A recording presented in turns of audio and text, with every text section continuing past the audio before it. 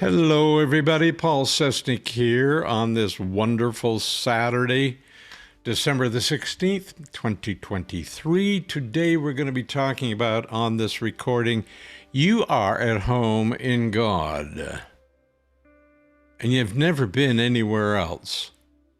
Let's take a look at what the Course in Miracles has to say about this. You are at home in God, dreaming of exile, but perfectly capable of awakening to reality. Is it your decision to do so? You recognize from your own experience that what you see in dreams you think is real while you're asleep.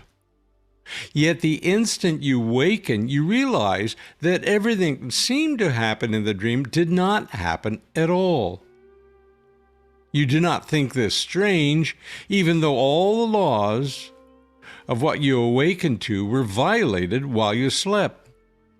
Is it not possible that you merely shifted from one dream to another without really waking? This is what's going on in life. Here we are, living life, rather short, we would say, in length, and we think it's all real. Why wouldn't we? And yet, the Course in Miracles says, even though you're in this dream, living this life and believing all of it, in reality, you still remain in God, but you're dreaming this dream, you see. That takes a while to get our minds around, this idea that we're really just dreaming. And at first look, we say, oh, that's ridiculous. But it's also quite ridiculous, isn't it, as to how short life is. What the Course says is, you enter this dream, live the length of a life, whatever it is that you live. Then this body dies. Then you're aware that you're back in God. But you have issues to resolve in this life because you've done things in this life that create what is called karma. In other words, you need to make good on things. You need to fix things. You need to correct things. We are so powerful as creators. We create this life to exist individually and collectively. And so we keep coming back life after life after life to gradually improve each time we come back here through what is called reincarnation. Interestingly, the Course in Miracles says incarnation never happened, not even once, never mind many times. It's never happened. What it really means is God did not cause you to enter this dream. You did. I did. This is not God's doing.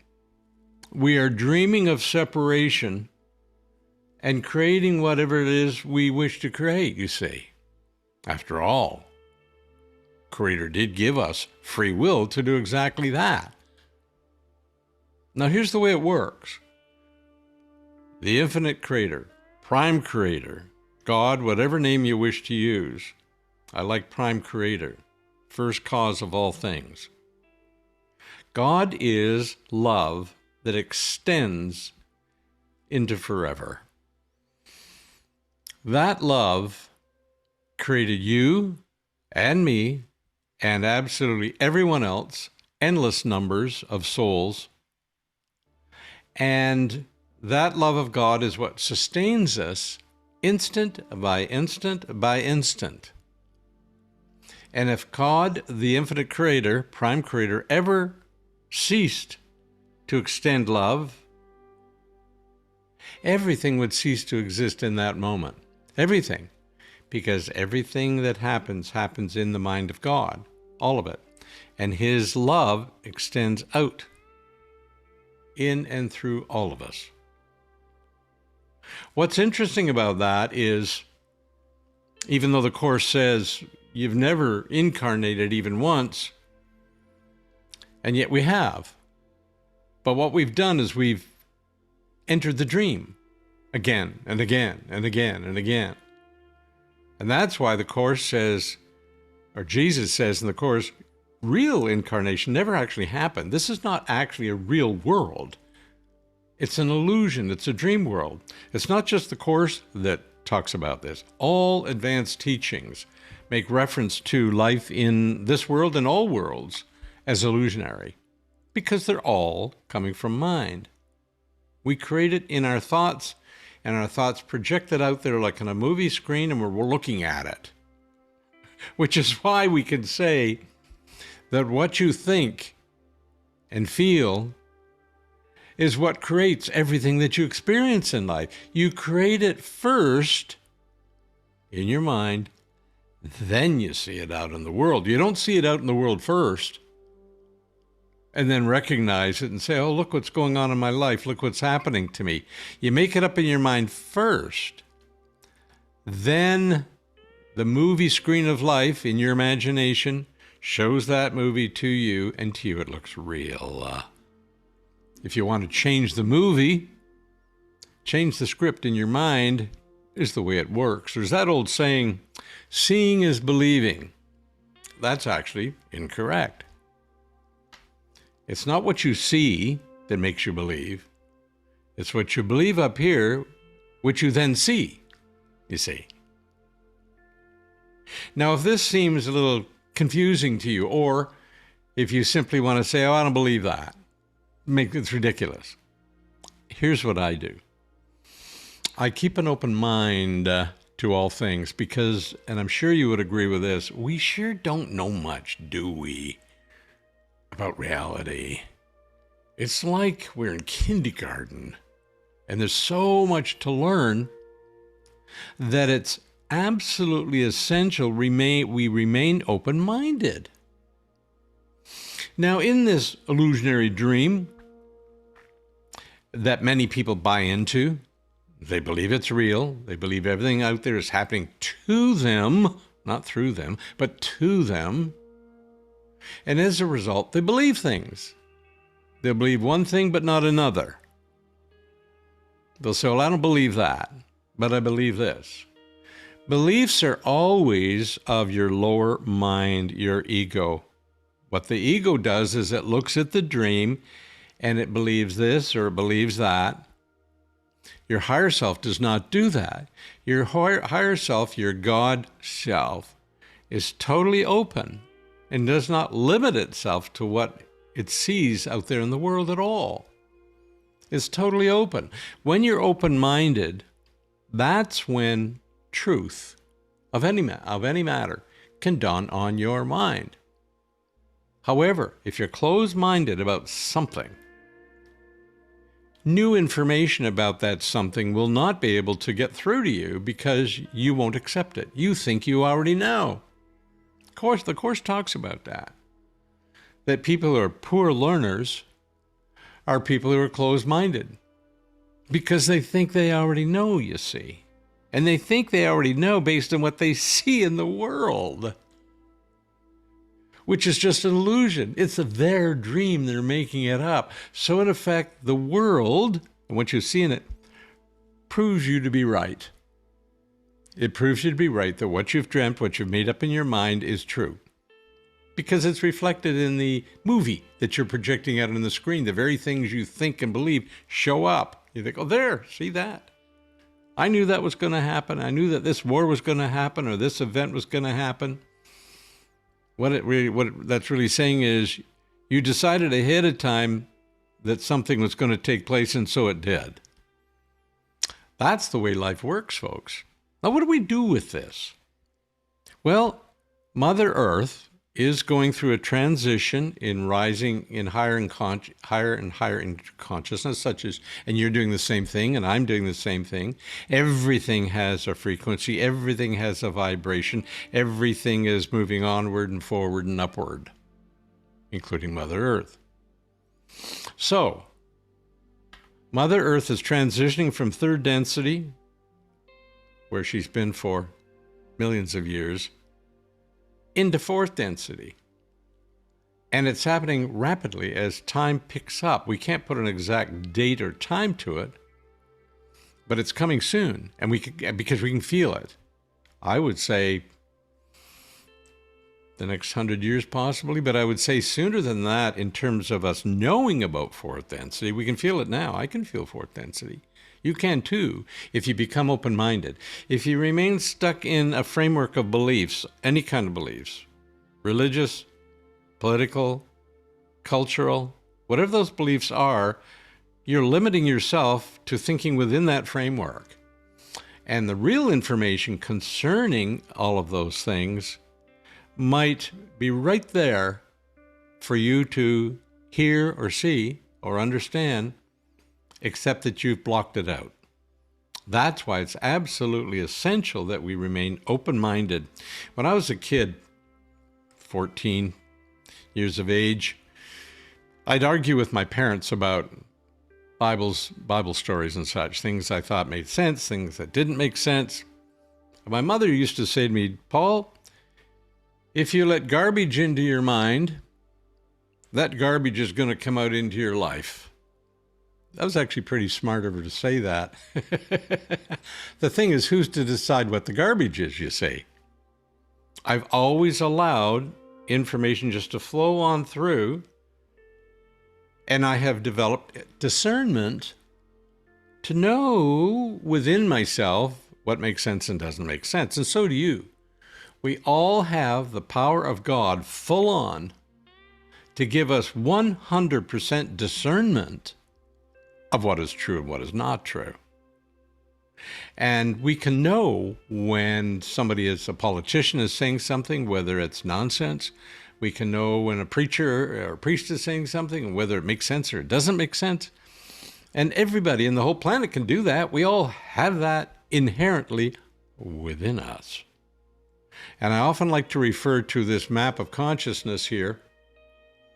And everybody comes into this world with a level of consciousness that you attained in your prior dream state, if you like. Your prior, we'll call it incarnation, even though the Course says that never happened. In this time when yet again you come to enter the dream once again through another physical body. And you come in at a level of consciousness where you left off from your previous go-around in this dream world. Everybody does. So when people argue on the idea that you only live once, and you never come back into this dream again and again and again, we have to remind everybody, if that's the case, if you only lived once, how is it that everybody that comes into this lifetime already has a level of consciousness that is unique to themselves? How could that possibly be? You could say, well, how do you know that? This is through the research done through David Hawkins and his team of people. Over 250,000 calculations have been made on various questions about life. One of those is, when you come into this life, into another incarnation, what is your level of consciousness? Do you come in with a level of consciousness, or do you come in like an empty vessel with nothing? You come in at a level of consciousness. Famous people, in part of the calculations that Hawkins did, of the 250,000 calculations, they did many famous people. They did Hitler, Winston Churchill, Princess Diana, her children, Prince Harry, came into this life at a level of 500. 500's a level of love. His mother, Diana, came in at 500. Her pre-birth level of consciousness was 500. And Prince Harry, the same. Putin, Vladimir Putin, president of Russia, came in at 500. Isn't that interesting? He came at a level of love.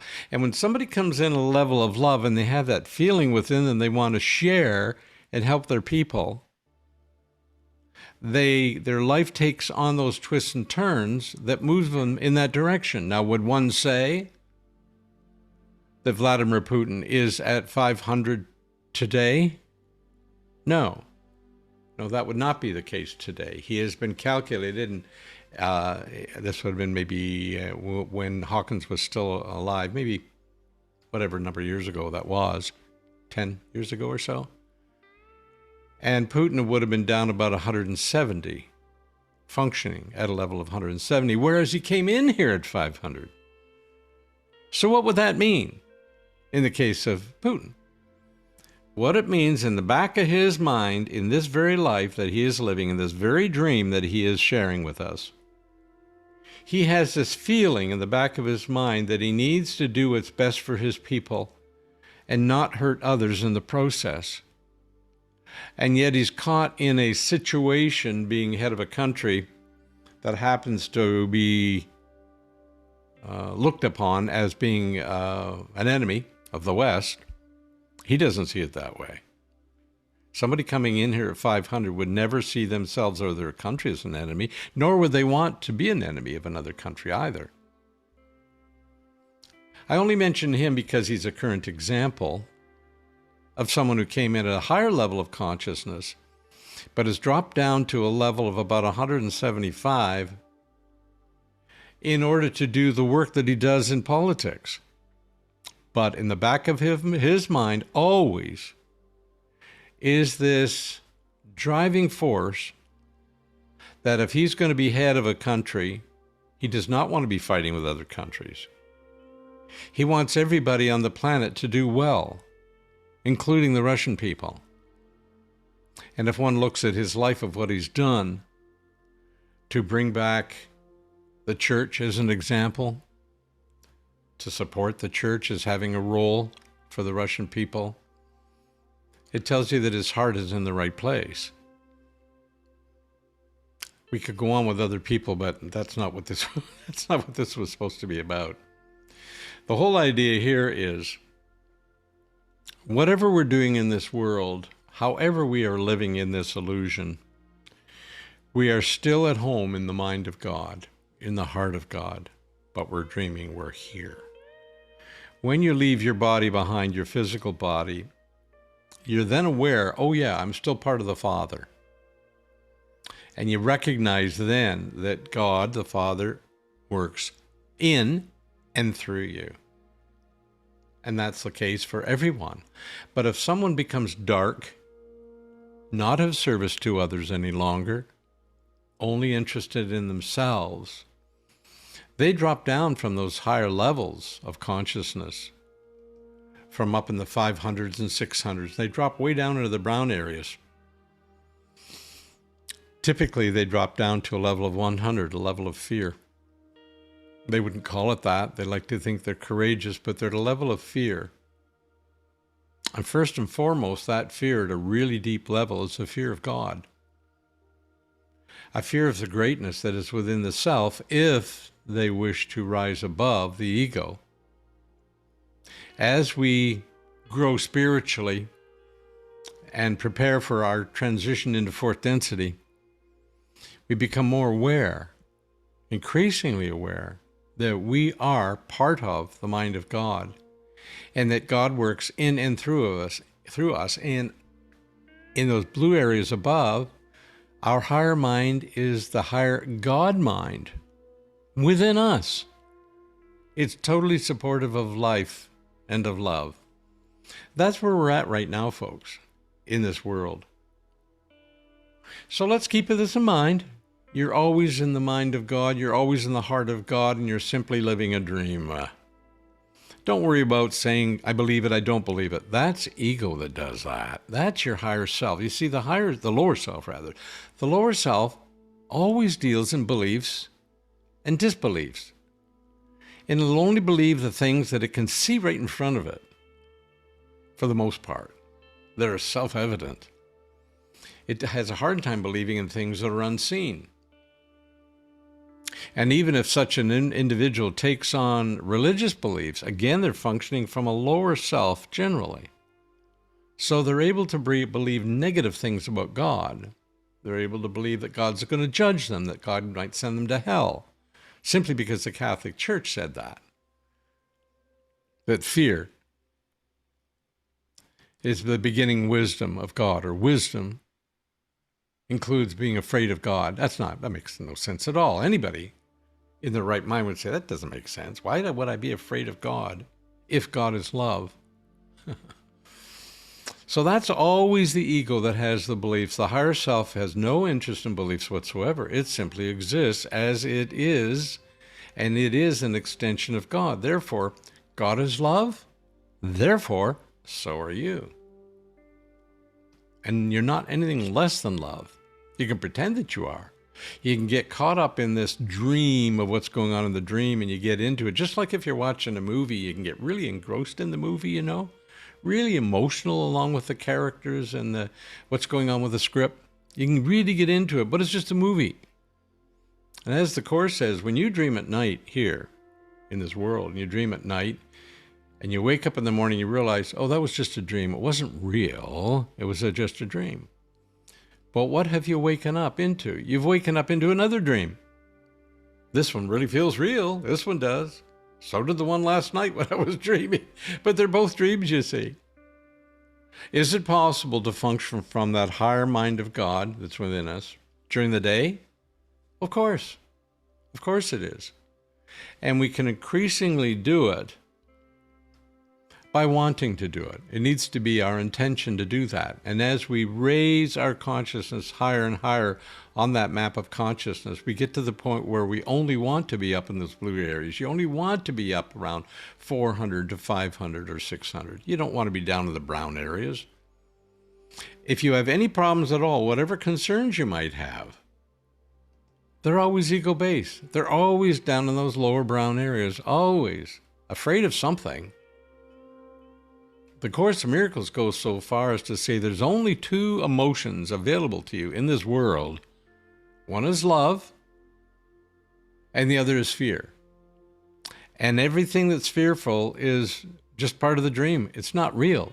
You're dreaming these fearful conditions up, and therefore they play out in your life.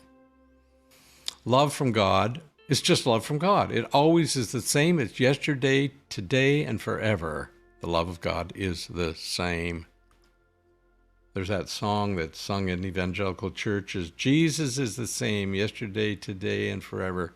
Jesus never changes. Well, what is meant by that is that if God extends through Jesus, then Jesus would be thinking with the mind of God only. In fact, Jesus says that in the Course. He said, the only difference between you and me, between him and us and the world, he said, I no longer have an ego. And the only thoughts I think are the thoughts that are extensions from the Father through me. I think in full alignment with God. He said, and you don't yet. You haven't quite gotten hold of that. But you will. He says, you will. You'll get to that point too, where you let the ego go because it doesn't serve you very well at all. It's always complaining about something. It's loud and nauseous. And it thinks what it sees in the world is actually real and doesn't recognize it's but a dream. Jesus said he saw it was a dream real early on and overcame the dream, overcame the ego completely. So he said, yes, talking about himself, yes, I'm the only begotten Son of God, but so are you. God has only one son, daughter, however you want to call it. God has only one offspring. It's all of us collectively. We are all of the one mind of God. Because each of us has free will, we can split off and experience things in accordance to our own desires. That doesn't change who we are, you see. So we remain in God always. And God is love and only love. You do not need to fear God ever. As long as you're still functioning, God's still extending love. Thanks everybody for watching. Hope you have a wonderful day, and we'll talk to you next time. Bye-bye.